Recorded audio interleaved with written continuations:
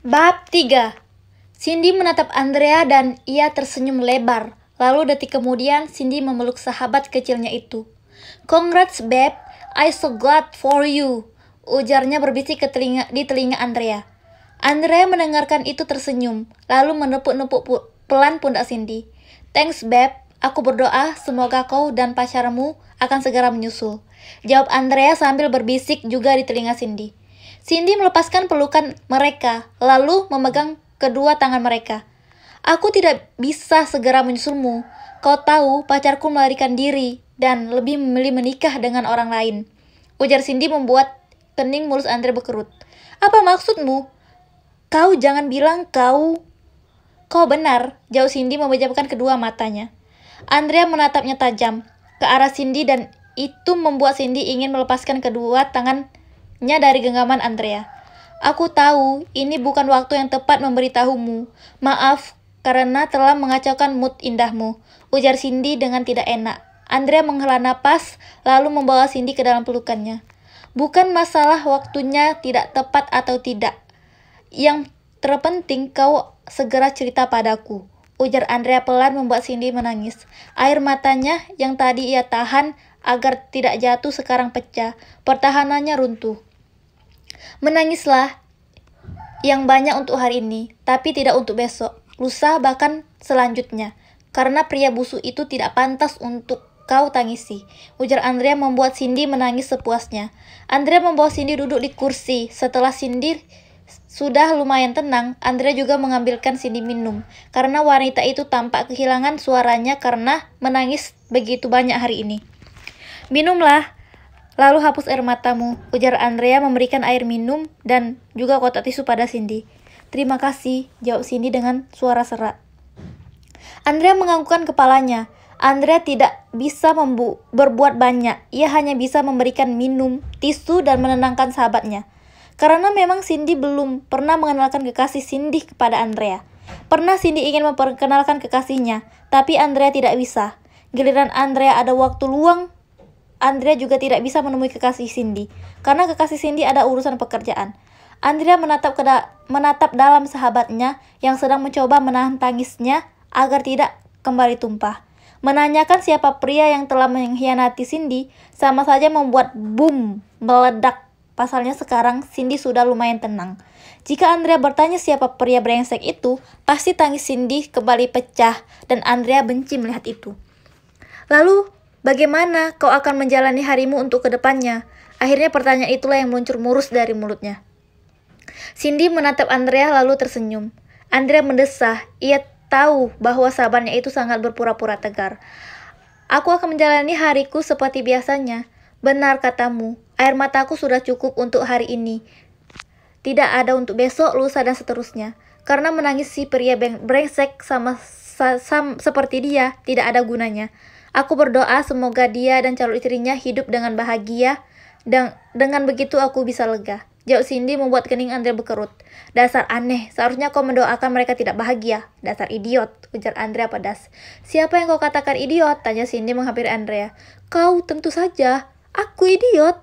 "Oh ayolah, kalau aku idiot lalu kau temannya idiot, dan berarti kau juga idiot," ujar Cindy tertawa, dan Andrea melihat tawa itu tertawa garing. Tapi tetap saja Andrea ikut tertawa bersama Cindy. Samuel menunggu Andrea yang sedang mengganti gaun pengantin mereka nanti. Samuel sangat tidak sabaran untuk melihat wanitanya memakai gaun pernikahan atas rancangan wanita itu sendiri. Tak lama kemudian Andrea keluar dari ruang ganti. Samuel yang awalnya sedang membaca pesan di ponselnya langsung terdiam karena melihat wanitanya yang begitu cantik dan seksi sekarang.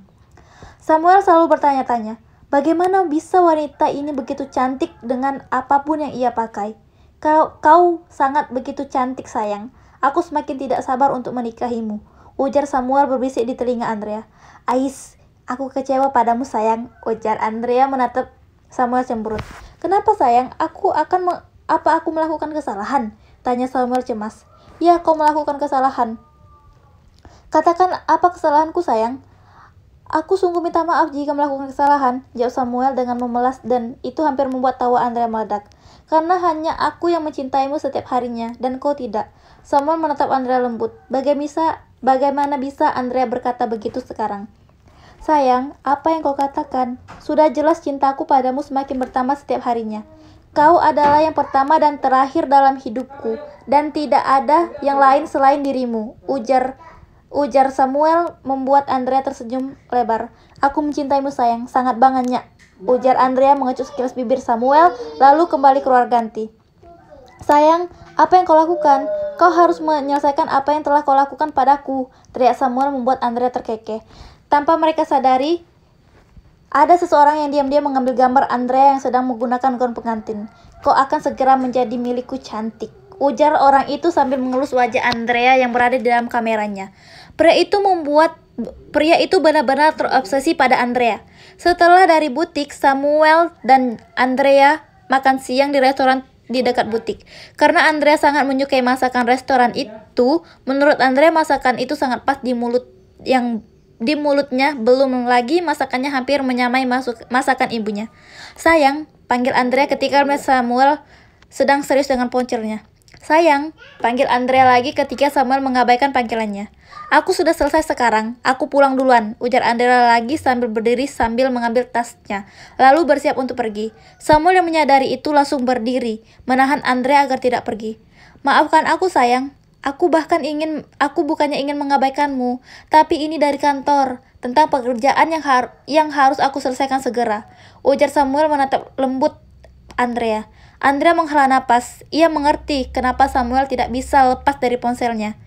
Karena pekerjaannya yang tidak bisa ia tinggalkan. Maafkan aku karena aku sedikit kekanakan, ujar Andrea meminta maaf. Samuel menggelengkan kepalanya. Tidak sayang, aku yang salah karena mengabaikanmu. Jadi apa yang ingin kau katakan? Kau tahu Cindy kan? Tanya Andrea membuat Samuel menganggukkan kepalanya. Tentu saja, dia sahabatmu kan? Jawab Samuel. Dia ditinggal menikah oleh kekasihnya. Kenapa bisa? Memangnya dia mempunyai kekasih?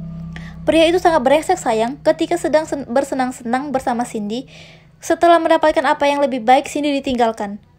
Kau tahu pria brengsek itu sayang? Tidak, kalau aku tahu aku akan mencincang badannya menjadi 7 bagian. Karena telah berani-beraninya mempermainkan sahabatku, jawab Andrea sangat geram. Biarkan saja, berarti temanmu beruntung tidak menikah dengan pria seperti itu. Kau benar sayang. Aku juga berdoa semoga pria brengsek itu tidak jadi menikah. Bila perlu, tidak menikah selamanya. Sayang, maaf sayang, aku terlalu emosi. Tidak apa-apa. Jangan lupa subscribe, like, and comment. Terima kasih sebelumnya. To be continue.